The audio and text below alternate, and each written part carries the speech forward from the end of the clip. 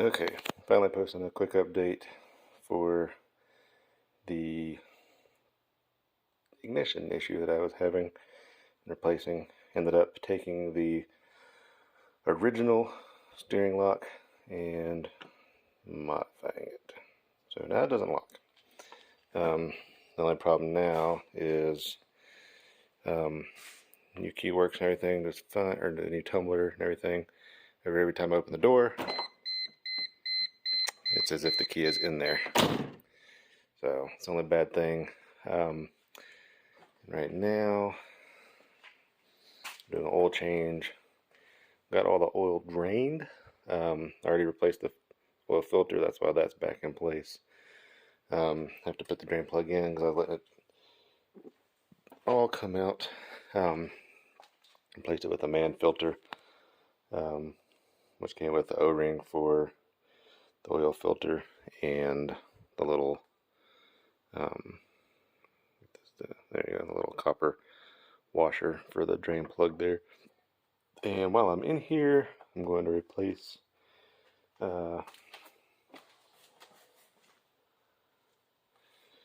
these two guys, or at least I'm going to attempt it. Which I'm going to set these here instead of in the FCPEuro box, which, sorry for all the junk. Yeah, still got the shroud out, and that piece that goes right here. Needed to put that back in, I guess. Because, yeah, apparently a while back I had put in some more R134A, and it was cold for a while, but it's leaking somewhere. At this point, it's not that important for me to address it, so I'm just going to leave it as it is. But I'm going to try to start working on that next. Not sure exactly where that's leaking from, but obviously it's leaking some from there. And there's like the clunking in the back, so I'm assuming the accumulators are probably need replacing. But other than that, that's fine for now. So anyway, but like I said, this video was just a quick update on the ignition problem I was having. I'm going to try to film as best I can underneath where that part is. So let me get my little light here.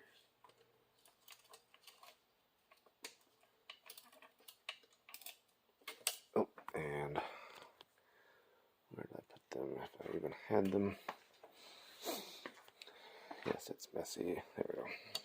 Safety first. Since we're under the vehicle, looking up, because I don't know if I made it in the last video, but after I had drilled the second, sorry for that backlight. After I filmed this, or drilled out the new steering wheel lock after it locked up again, I was removing it, a piece of aluminum, or whatever metal that's made of, fell into my eye. Thankfully in such a way to where it came out, because it would not have been good, and it didn't damage my eye or anything like that, thank goodness. Sorry. It's a mess in here. Absolute mess. But let's get into the car and I'll show you what I'm talking about. It's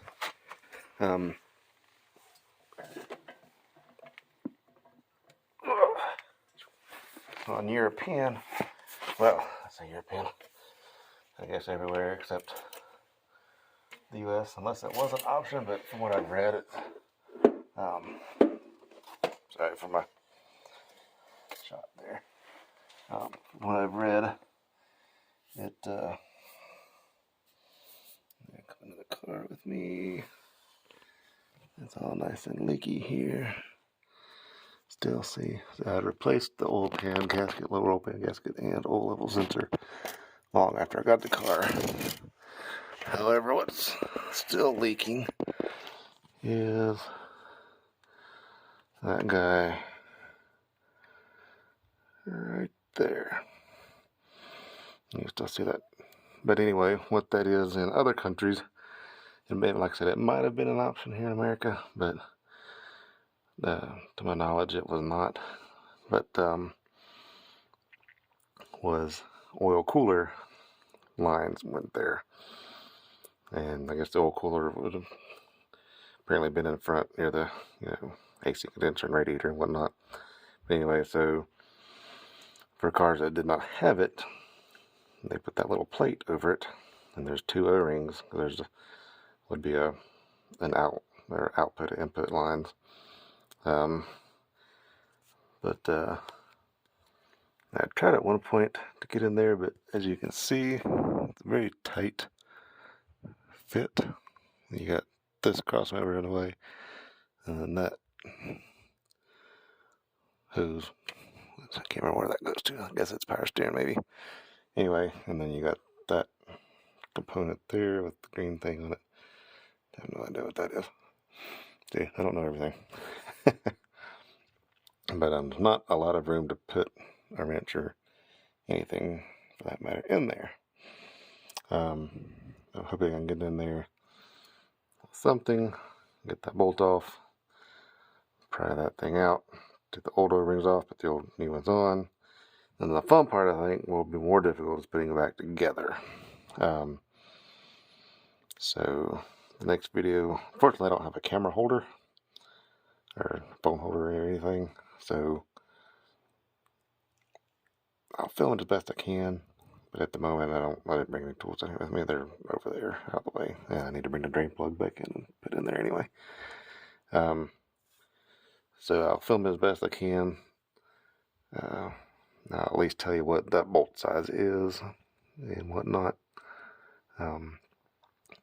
Try to inform of any other issues that have come along the way. So there we go. I'll end this little section here and stitch the next part in shortly.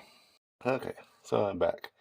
Can't really see how the thing is, but I was able to loosen it with the 13mm, and then it became pretty soft, or not soft, easy to turn. So now I'm using my hand, which that makes it, the hard part is that there's no way to get to it from over here, because you got the quote-unquote frame, body. So I really don't know what you're seeing. If anything, my hand just fits in here, and holy cow, this is a long bolt. But it wasn't super tight, which, oh, there we go, got it. Yeah, yep, there we go. There it is, 15mm. So now, just gotta get the plate off itself. Let's hope for the best. Oh, came up pretty darn easily. Okay, that's not what I wanted to see. How do I get those out? As you can see, there's two little things in there. So, okay, first I need to find the plate.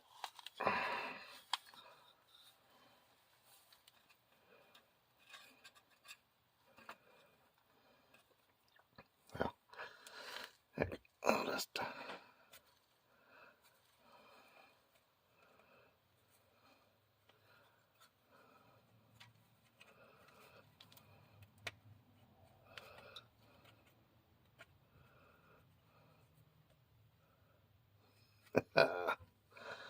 okay, so.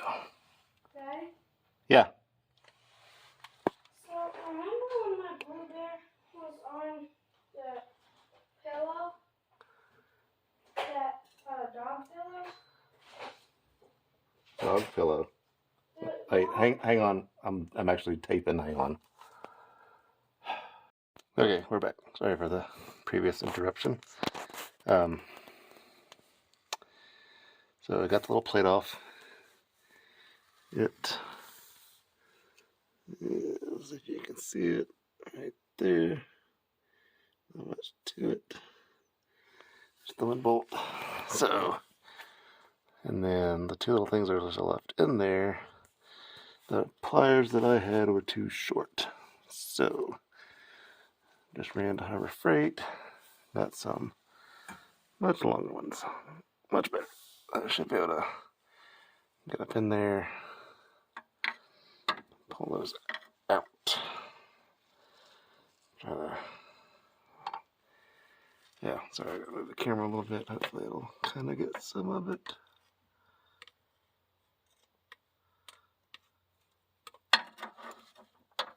Yeah, the ones I had were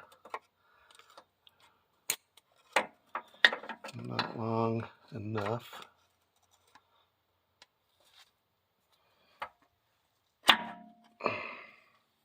Ah, there we go. Good old oil in the face. Nice. Let me get that out. I gotta pause this for this because of my. Okay, I'm back. Yeah, that was not fun. So let me. There we go. Something to get my face off a little better. Just a weird feeling. So, okay. Anyway, let's get back under here. Excuse the dirty floor. Here's some tools.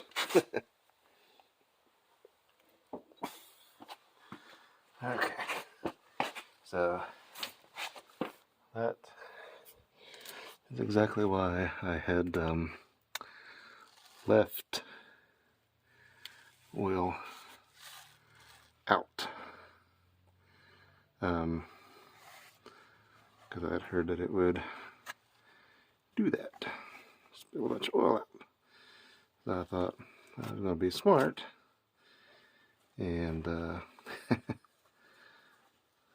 avoid that by having all the oil drained. Oh, but no. No. Anyway, though, here's.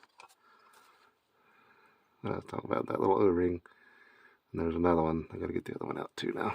So, that O-ring, obviously very flat looking compared to a normal O-ring. So, let's see if I can get up here without dousing myself again. Probably not gonna happen, but I'll try.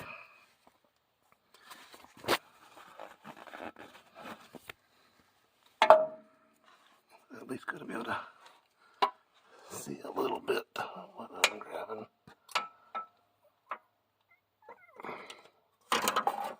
Oops.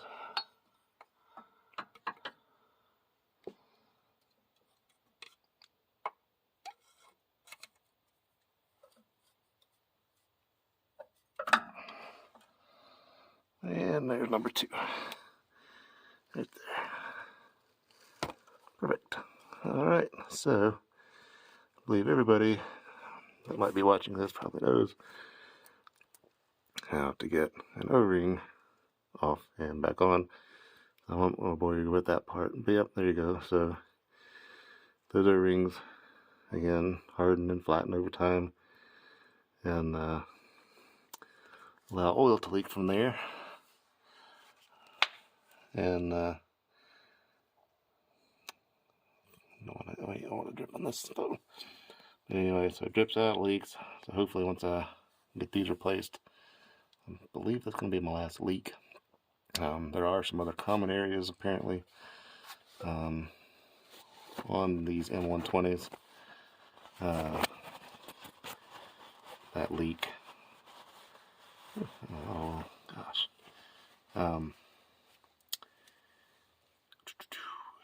One's on the front of the engine, which I haven't done any of the front yet, but I don't believe that it's leaking, but really not all that much anyway. So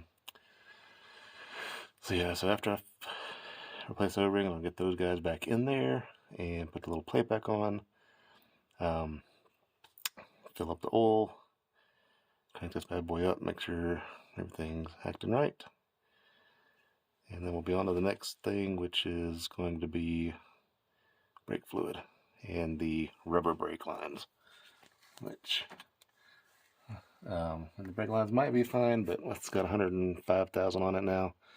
So I'm just going to replace the rubber lines as a just in case type thing, because over time they can deteriorate from the inside and cause fluid to either not get to the brake caliper to where it won't grab the rotor, or it'll allow fluid to get to the rotor or to the caliper and clamp on the rotor, but then not allow the caliper to release, and which is also just as bad. So I'm going to replace those. Plus the brake fluid's pretty nasty anyway. It's very dark. Could very well be original. So with 105,000 miles on it, if it is original, be a good idea to replace it. I just realized that bolt right there is missing. Interestingly enough, though, the tab is still just hanging out right there where it's supposed to be. But yeah, we're at that right now. So anyway, thanks for watching, and if you have any questions, leave it in the comments. Like I said, this video was just updating the ignition issue and basically the replacement of those two seals there. I thought it was going to be a lot more difficult. Thankfully, like I said, 13 millimeter bolt. That's all you need for a socket, or a wrench if you have that, but socket worked just fine. Ended up, I did use a let's see, it started out with my normal wrench there, but just wasn't quite long enough to be able to turn it, so I used a slightly longer one. But it came out, it's not very in there very tight, you know, just maybe a little overhand tight, and because the O-rings mainly do their job just fine. So replacement might be a little bit more difficult, but because I'll have to blindly putting the bolt back in there. But I am going to clean it up right there and clean up the plate, the little cover plate, and the little piston or plugs. Get those cleaned up, looking good. That way goes together nicely. And plus, this way, cleaning everything up down here will allow me to see if there is still a leak somewhere else. Hopefully not. So yeah, so next video will, like I said, we'll address the brakes, and we'll go from there. And see you next time. Thanks for watching. Bye.